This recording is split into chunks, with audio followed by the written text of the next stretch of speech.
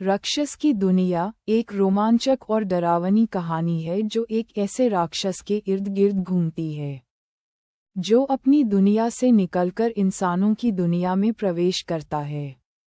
ये कहानी बुराई और अच्छाई के संघर्ष को दिखाती है और एक आम इंसान के अद्भुत साहस को उजागर करती है।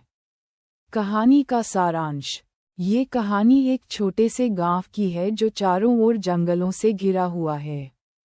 ये गांव पहले तो शांत और सुरक्षित था, लेकिन एक रात अचानक अजीब अजीब घटनाएं होने लगती हैं। लोग गायब होने लगते हैं। खेतों में काम करने वाले मजदूरों पर हमला होने लगता है और रात होते ही किसी अज्ञात ताकत की डरावनी गूंज गांव में फैल जाती है। गांव के बुजुर्गों का मानना है कि एक राक्षस, जो बरसों से जंगल के एक गुफा में कैद था, अब आज़ाद हो चुका है और इंसानों की दुनिया में आतंक फैला रहा है। गांव के लोग दहशत में जीने लगते हैं, लेकिन इसी गांव में एक युवक अर्जुन है, जो अपनी बहादुरी के लिए जाना जाता है। अर्जुन को विश्वास है कि इस राक्षस को हराया जा सकता है।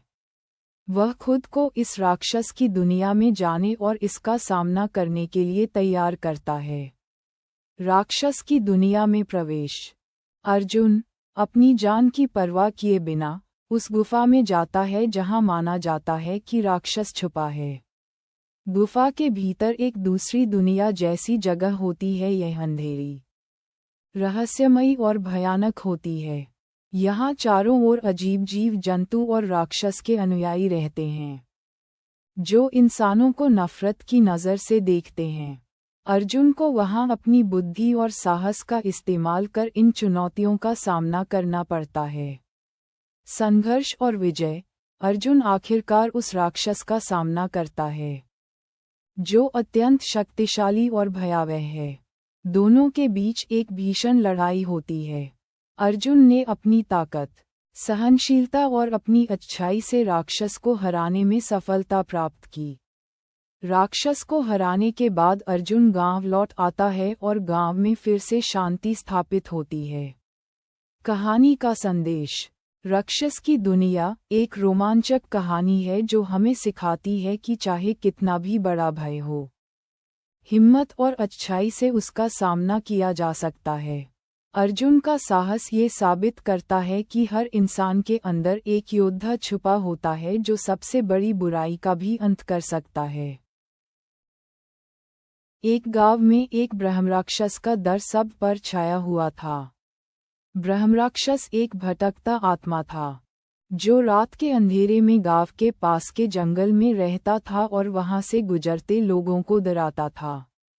गांव के लोग कहते थे कि वो किसी श्रापित मानव की आत्मा है, जो मौत के बाद राक्षस बन गया है। गांव के लोगों ने कहा था कि वो बस उन्हीं लोगों पर हमला करता है जो उसके इलाके में आते हैं या जंगल में उसकी शांति को भंग करते हैं। एक दिन राजू और पिंकी, दो बच्चे जो मज़े और एडवेंचर के शौकीन उस जंगल में जाने का फैसला करते हैं। उन्होंने सोचा कि ब्रह्मराक्षस सिर्फ एक कहानी है और वास्तव में ऐसा कुछ नहीं है। जैसे ही वो जंगल के बीच में पहुंचते हैं, अचानक से हवा तेज हो जाती है और सब जगह अंधेरा छा जाता है। तभी एक भयानक आवाज़ सुनाई देती है, कौन है जो मेरी नींद में खलल डालने आया है? यह सुनकर राजू और पिंकी का दिल जोर से धड़कने लगता है। उन्होंने देखा एक बड़ा सा ब्रह्मराक्षस उनके सामने खड़ा था, जिसके बड़े बड़े दांत और लाल आंखें थीं। लेकिन राजू समझदारी से काम लेता है और कहता है, हम यहाँ आपके दुश्मन नहीं हैं, हम बस जंगल देखने आए हैं। ब्रह्मराक्षस को इतना शांत जवाब सुनके हैरानी होती है और वो उन्हें छोड़ देता है। उसने कहा, अगर तुमने मुझे टांग नहीं किया तो मैं तुम्हें कुछ नहीं करूँगा। उस दिन के बाद राजू और पिंकी ने सीखा कि कुछ कहानियाँ सच हो सकती हैं और हमें दूसरों के इलाके का सम्मान करना चाहिए।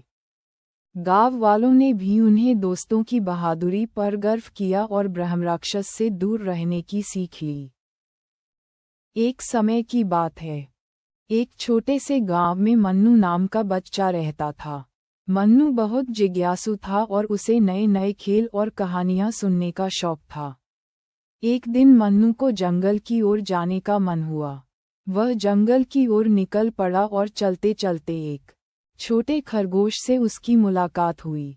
खरगोश ने मन्नू को देखा और मुस्कुराते हुए पूछा, क्या तुम मेरी मदद करोगे? मन्नू ने खुशी खुशी हाँ कह दी। खरगोश ने मन्नू को बताया कि उसकी माँ जंगल के दूसरी तरफ है और वह अकेला खो गया है। मन्नू ने उसकी मदद करने का निश्चय किया और दोनों ने साथ मिलकर रास्ता खोजा। रास्ते में उन्हें सुंदर फूल, रंग बिरंगी तितलियां और कई प्यारे जानवर मिले। आखिरकार उन्होंने खरगोश की माँ को ढूंढ लिया। खरगोश ने मन्नू का धन्यवाद किया। इस बहुत समय पहले की बात है। एक जंगल में एक शेर रहता था जो बहुत ही घमंडी था। वह रोज जंगल के अन्य जानवरों को सताता और अपनी ताकत का दिखावा करता। एक दिन वह एक छोटे से खरगोश को पकड़कर उसे परेशान करने लगा। खरगोश ने डरते हुए कहा, महाराज, मेरी जान बख्श दो। एक दिन मैं आपकी मदद कर सकता हूँ। शेर हंसते हुए बोला, तुम छोटे से खरगोश मेरी मदद करोगे? यह मजाक है। शेर ने उसे छोड़ दिया। कुछ दिनों बाद एक शिकारी के जाल में फंस गया। उसने बहुत कोशिश की, जाल से नहीं निकल पाया। उस छोटे खरगोश ने शेर की आवाज सुनी और तुरंत उसकी मदद के लिए पहुंचा। अपने नुकीले दांतों से जाल काटा और शेर को आजाद कर दिया। शेर को अपनी गलती का एहसास हुआ और उसने समझा कि कोई भी छोटा या कमजोर नहीं होता। गांव के किनारे एक छोटा सा जंगल था जहां एक नटखट शेर रहता था। उसका नाम था शेरू। शेरू कोई सामान्य शेर नहीं था। वह जंगल में सबसे शरारती शेर माना जाता था। उसकी खास बात ये थी कि वह कभी किसी का शिकार नहीं करता, बल्कि अपनी चालाकियों से पूरे गांव को परेशान करता रहता था। एक दिन शेरू को गांव के बच्चों के साथ मस्ती सूझी।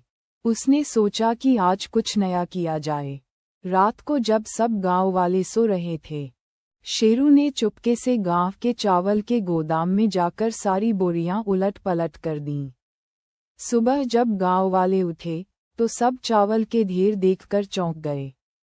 सबने सोचा कि जरूर कोई बड़ी मुसीबत आई है, लेकिन शेरू छिपकर हंसी रोकते हुए ये सब देख रहा था।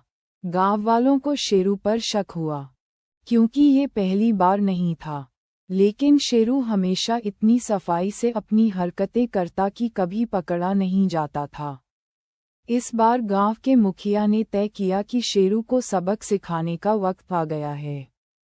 उन्होंने एक चाल चली और चावल के गोदाम में एक नकली दरवाजा बनवाया, जो सीधे गांव के कुएं में खुलता था।